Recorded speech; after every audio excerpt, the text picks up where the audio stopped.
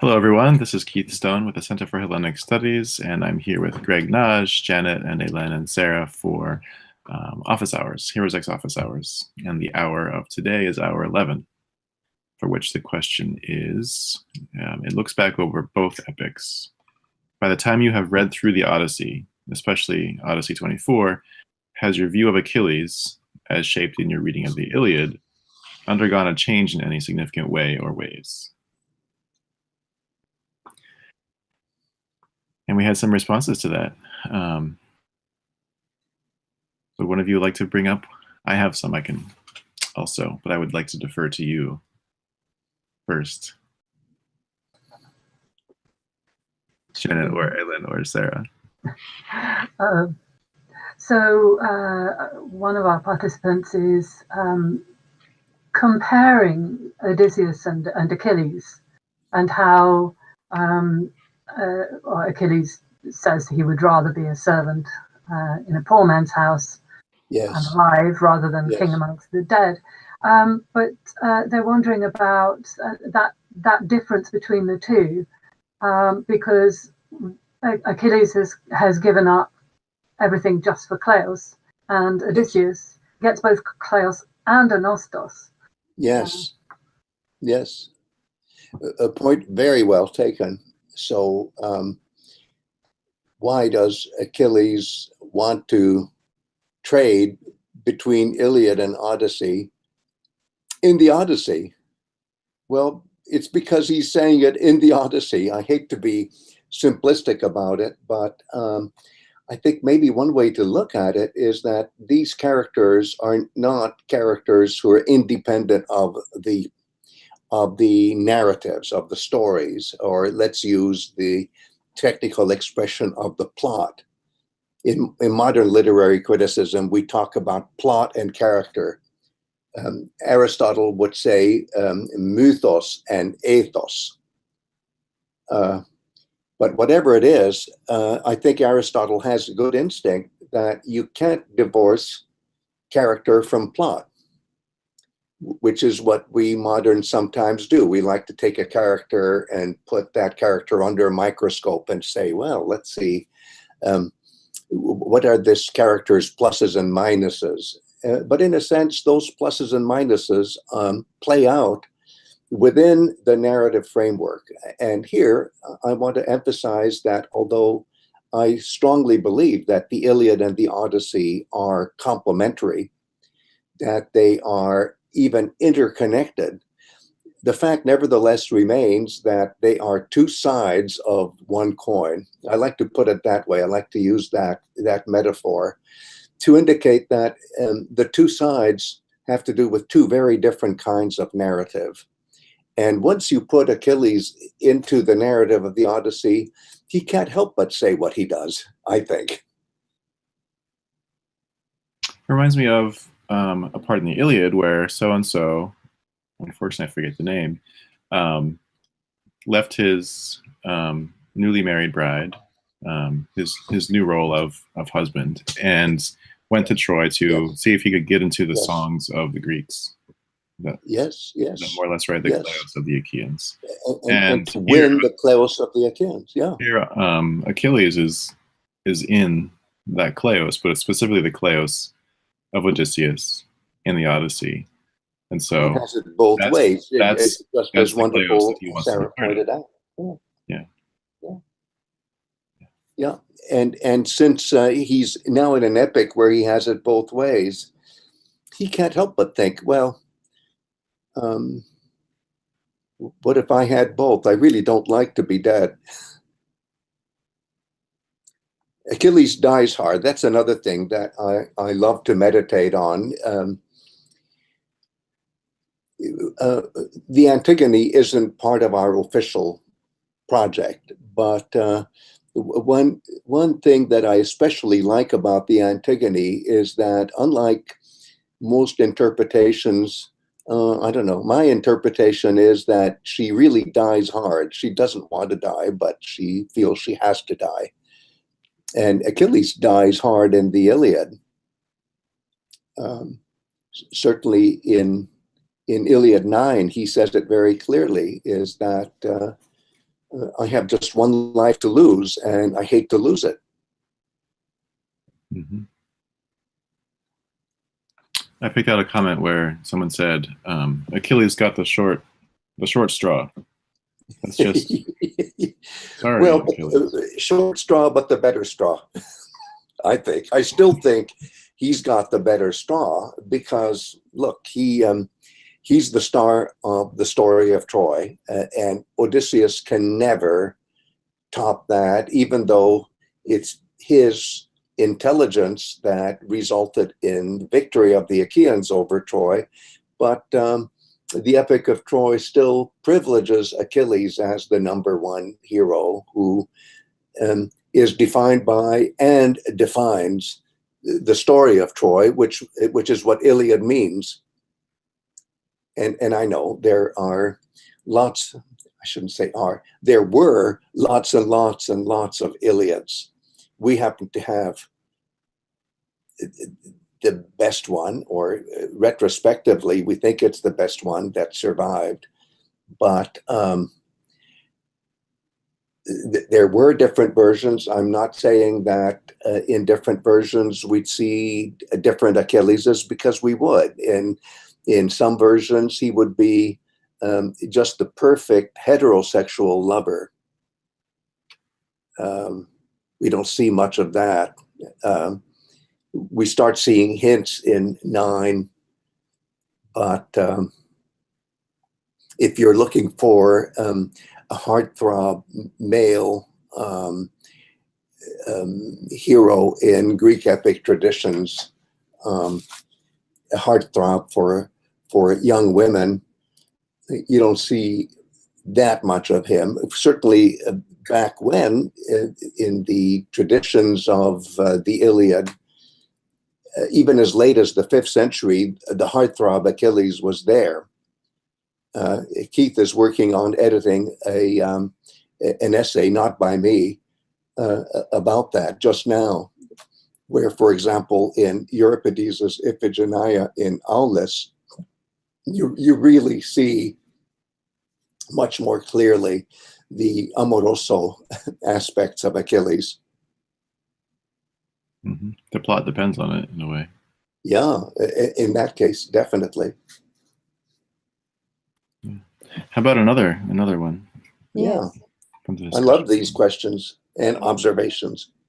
There's a comment from one of the participants about Achilles. And yes.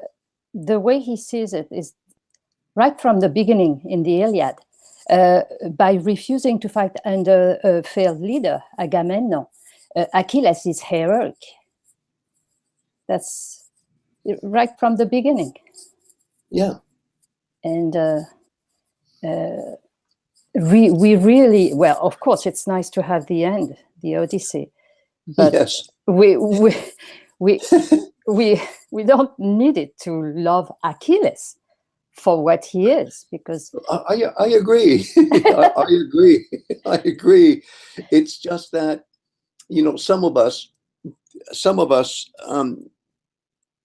start off not liking him enough, maybe, and so we have to give him a chance through the Iliad, through the Odyssey.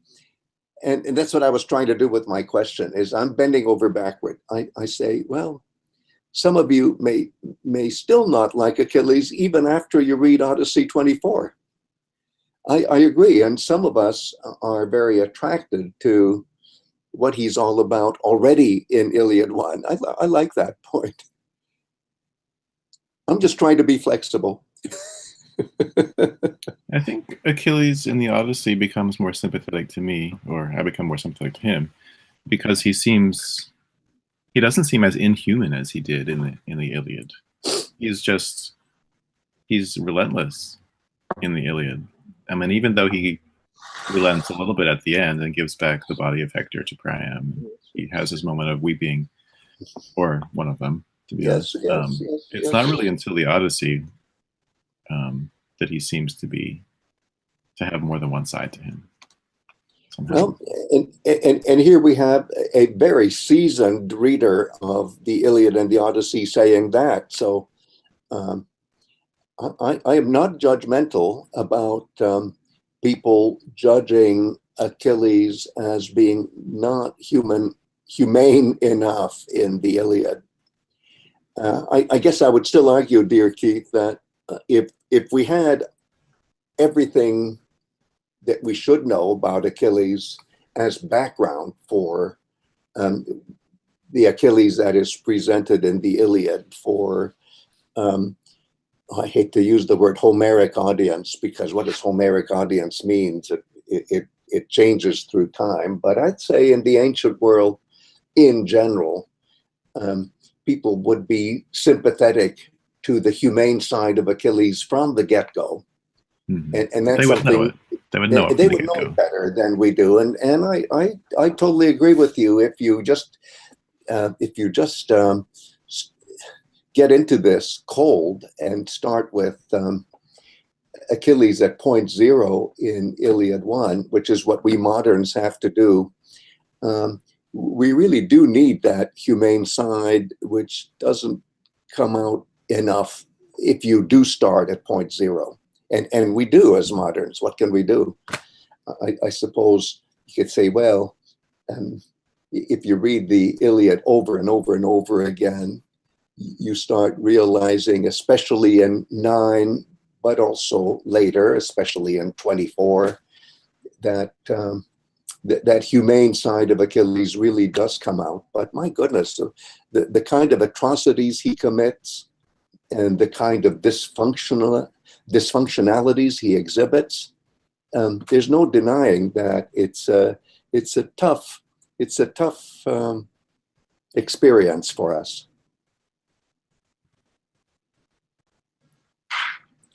But then I'll put on the Odyssey hat, and there are moments where Odysseus is very inhumane. And as you know, dear Keith, because you've edited my selections of comments on both the Iliad and the Odyssey, I even have this special anchor comment, which I entitle Extreme Cruelty, Instances of Extreme Cruelty in Homeric Poetry. And you have it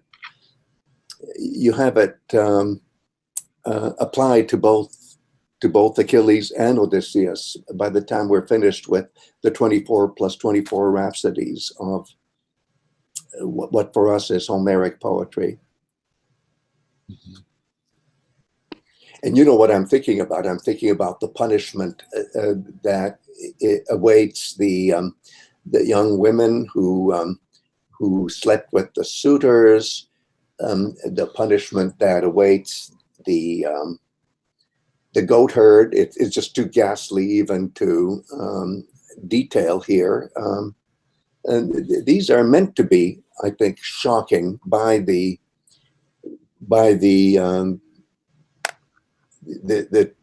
song culture, the tradition of the song culture. It's not a question of condoning extreme cruelty, I think, or at least that's my argument. Mm-hmm. Achilles' most humane scene is from Hades, when he is talking about life and kleos, and he would prefer life, but that option is not available.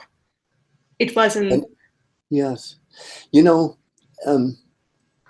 this year especially, and because I looked so closely at the descriptions of Hades for the sake of various projects, different projects, I came away with thinking of Hades maybe in a more nuanced way than I would have a year ago.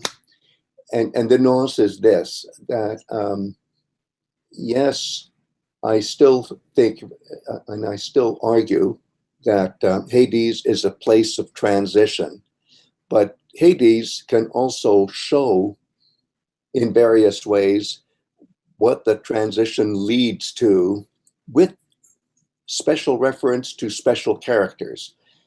And what am I saying? It's that already in Odyssey 11, okay, Achilles is in Hades, but then when he goes off from the interview, he goes to a special place called the Meadow of Asphodel, and that is already something that's above and beyond Hades, and is a hint at what may happen to Achilles in an afterlife that is beyond Hades. Still, the emphasis is on the fact that the point of contact between the still alive Odysseus and the already dead Achilles is in Hades. That's true.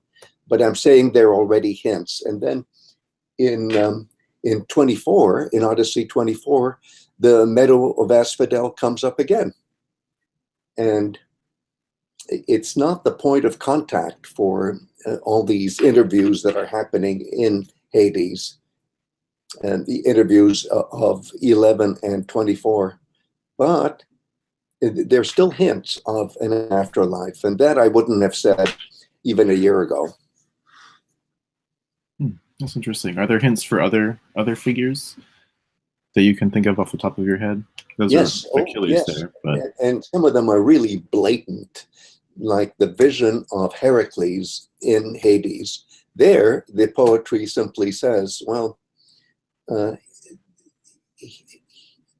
we're seeing his replica here, his eidolon, but he himself is in Olympus. So how's that for a bifocal vision? You're true to the poetic emphasis of the Odyssey, which is that you're seeing disembodied conveyors of identity after death in Hades, who will communicate with you almost as if they were, I don't know, videos of their former selves. But there are hints, and some of them are more blatant than others, of an existence beyond Hades, beyond the point of transition. Very mystical.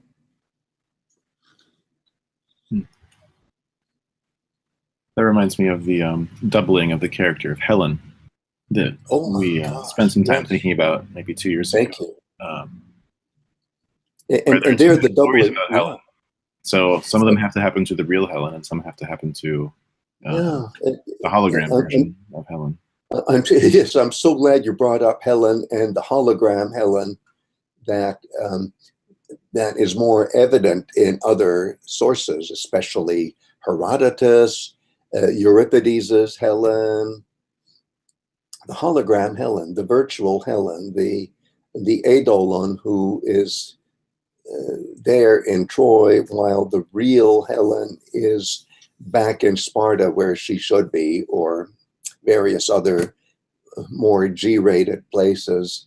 That certainly is another instance where the poetic tradition acknowledges different versions that reflect different worldviews or different aspects of worldviews, and where, okay, it's not a matter of what happens in the afterlife, but what happens to Helen.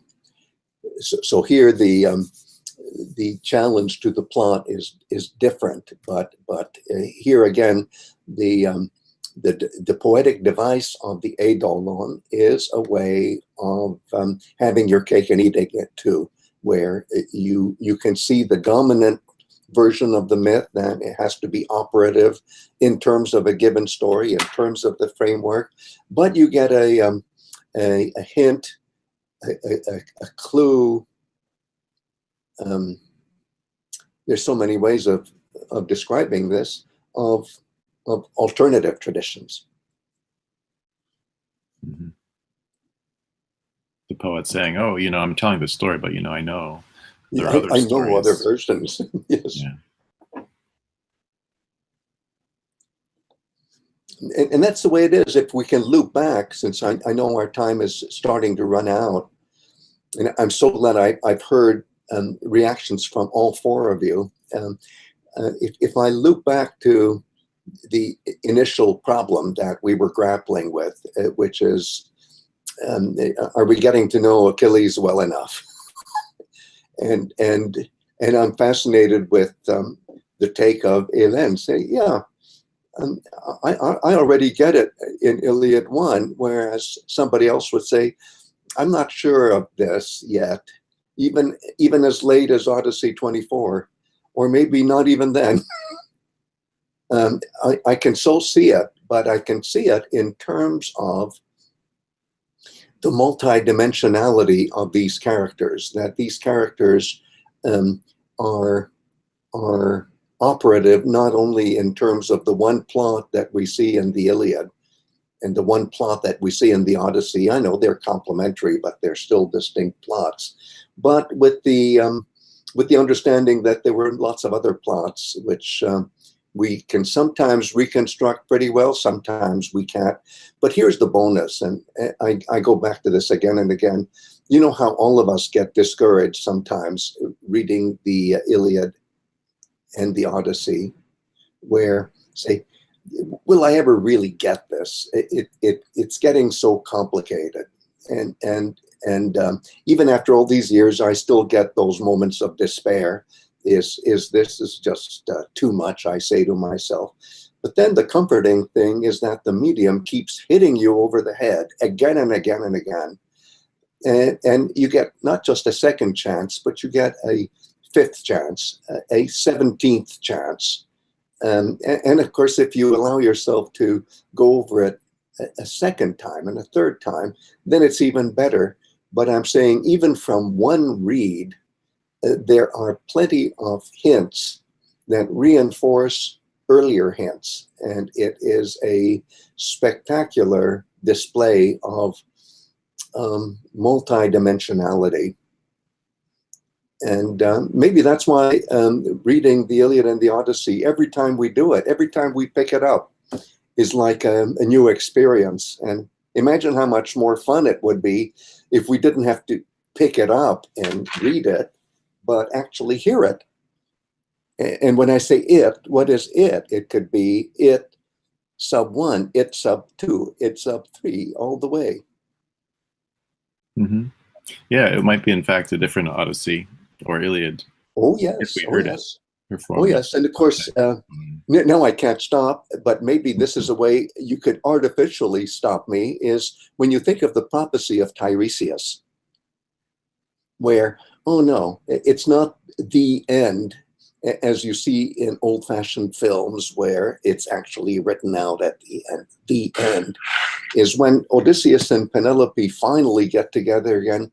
It's not the end, because even Penelope knows that he's going to move on again. It's time to move on. It's time to have new adventures. And so it's open-ended, and the Odyssey, our Odyssey, is telling us. And this loops back to what the 5 of us were analyzing during the last office hour. You remember, I was trying to develop the point that the beginning of the Odyssey is already not just the beginning of our Odyssey, but Odyssey from A to Z. But I don't like the way I said it. A to Z implies that there is a final version. No, there isn't. So let's just say Odyssey from point 1 to ... Perfect. Well, let's end there for now, but we'll continue with the dots. I so enjoyed this conversation with the 4 of you. Wow. I think that every time we pick up the Iliad and the Odyssey, we get better at it. Well, at least I like to think. That's true. And our participants as well. Some have already come back for more than one version of the project. I found that the way the concerns of the participants wove into the discussion today was so satisfying and life fulfilling. So you participants out there, keep it up. Don't give up. Well, you can despair, but then pick it up again. Okay. See you all in a week for hours 12 and 13. Which will be fun again. All right. Bye for now.